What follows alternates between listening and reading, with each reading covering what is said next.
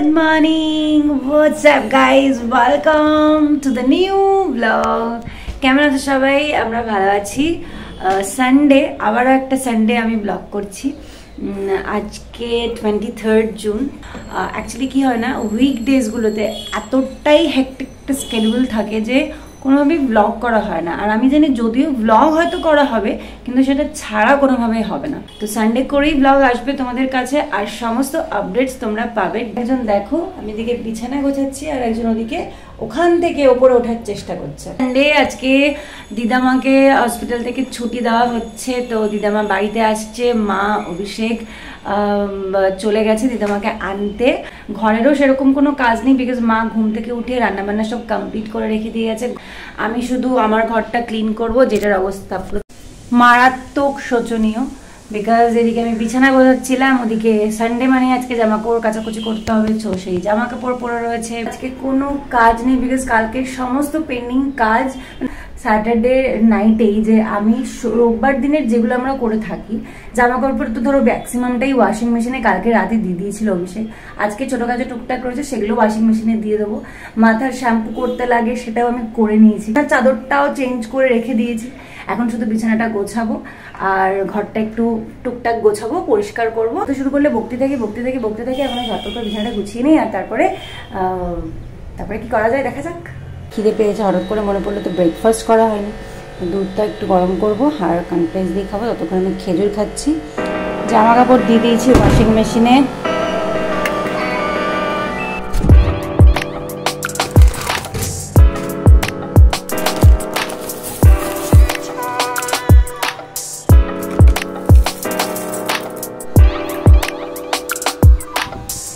ঘড়িতে বাজছে 1:30 আর আমি জাস্ট নাহাকে আয়ে। আর এই হলো এখনের ওয়েদারটা, বেশ ভালো লাগছে। আর বৃষ্টিও বলতে না বলতেই নেমে পড়েছে।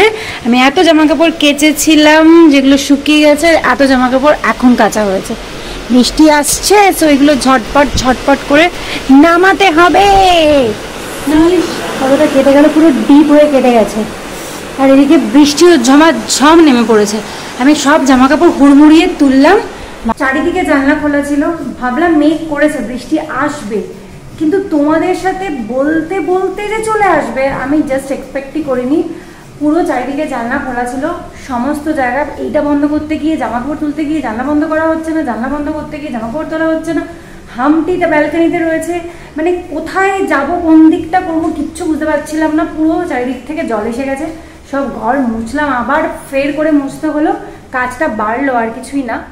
আর জামা কাপড়গুলো বাঁচিয়েছি, হামটিকেও বাঁচিয়েছি, বাট আমি জানলা থেকে জল আসাটা বাঁচাতে পারিনি।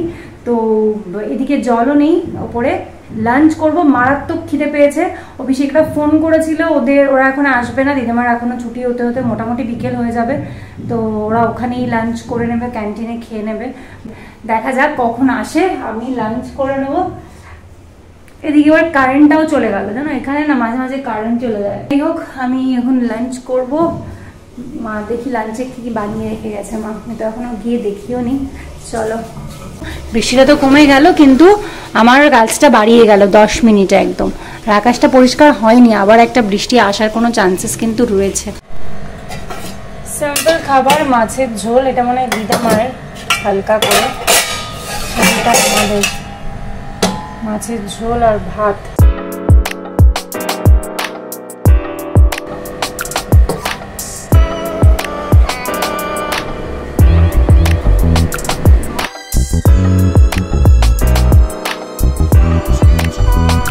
লাঞ্চ করে আমি পড়েছি শুয়ে। ওয়াশরুমে যাবো, কিন্তু জল নেই। আমার আর নিচে পাম্প চালাতে যাওয়ার মতো কোনো ইচ্ছাই করছে না। এখানে একটু ল্যাগ নেবো, মানে এখানে চলো পরে দেখা হচ্ছে। Good afternoon. ঘড়িতে বাজছে 4:45। মা দিদামারা ফিরে গেছে, আর আমি এখানে বসিয়েছি সবার জন্য একটু চা। আর এদিকে আমি একটু করে একটু আজকে চায়ের সাথে বিস্কিট খেয়ে নিলাম। কখনো কখনো ইচ্ছা করে, যদিও আমি চা খুব একটা খাই না, আর খেলেও চায়ের সাথে আমার বিস্কিট চাই। এদিকে মা এসে বলছে, ওরে বাবা এই তো অবাক কাণ্ড, যে চা খায় না সে নাকি খাচ্ছে চা। আমাদের ঘর থেকে কি ভালো লাগে।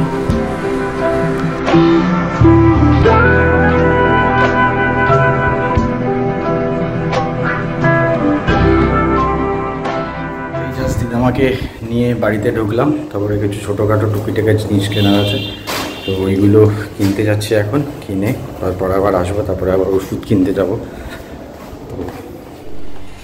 Hello guys, good evening. ঘড়িতে বাজতে যাই 6:30। দিদামারা বাড়ি চলে এসছে, মানে দিদামা ফাইনালি আজকে বাড়ি চলে এসছে। তোমার সাথে আমি পরে মিট করাচ্ছি।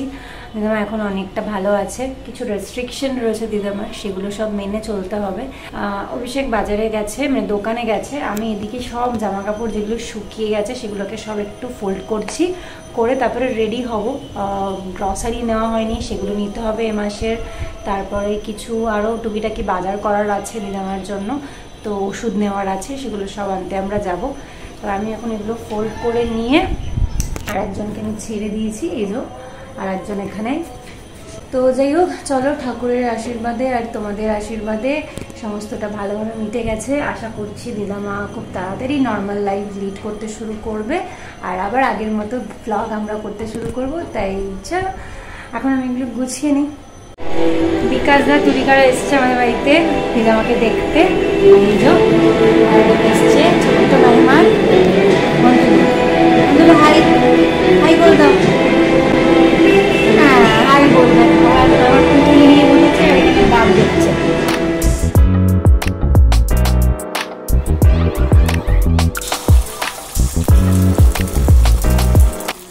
রেডি হয়ে গেছি, যাচ্ছি দিদামার কিছু মেডিসিনস আর সাথে গ্রসারি কিছু বাজার করতে।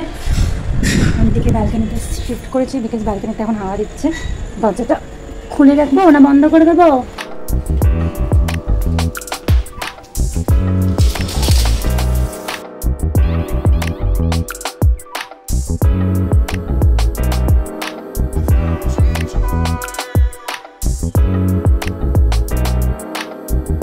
মেডিসিন কেনা হয়ে গেছে, এখন এবার বাড়ির দিকে ব্যাক করছি।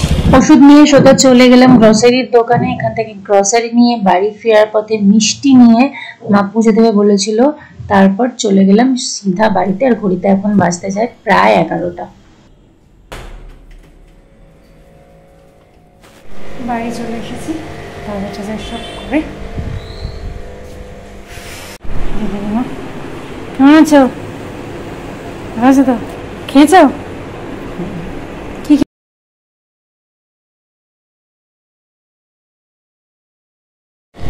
এখন আমরা ওষুধ লেখালেখি হচ্ছে, ডাক্তারবাবু লিখছেন দিদামার কোন টাইমে কোন ওষুধটা কখন খেতে হবে সেগুলো লিখে দিচ্ছে। যেহেতু মাই সারাদিন টেক কেয়ার করবে, এই কারণে আমাদের ডিনার কমপ্লিট। এখন আমরা সব করে ঘুমাতে যাবো। হ্যালো গাইস, চলো আজকে ব্লগটা এন্ড করবো। আর আজকে যাই না পূর্ণিমা কিনা, প্রত্যেকটা পূর্ণিমাতে কি হয়, চাঁদের আলোটা ডিরেক্ট একদম পুরো ঘরে আসে আর বেশ ভালো লাগে। মোবাইলে আমি একটু ক্যাপচার করতে পারি না ব্যাপারটা। আজকে ভিডিওটা এখানে এন্ড হচ্ছে, দেখা হচ্ছে খুব তাড়াতাড়ি। ততক্ষণ যেন সবাই খুব ভালো থেকো, সুস্থ থেকো, আর সবাইকে খুব ভালো রেখো। ভিডিওটা ভালো লাগলে অবশ্যই একটা লাইক, শেয়ার, সাবস্ক্রাইব করতে ভুলো না। Bye, take care, good night.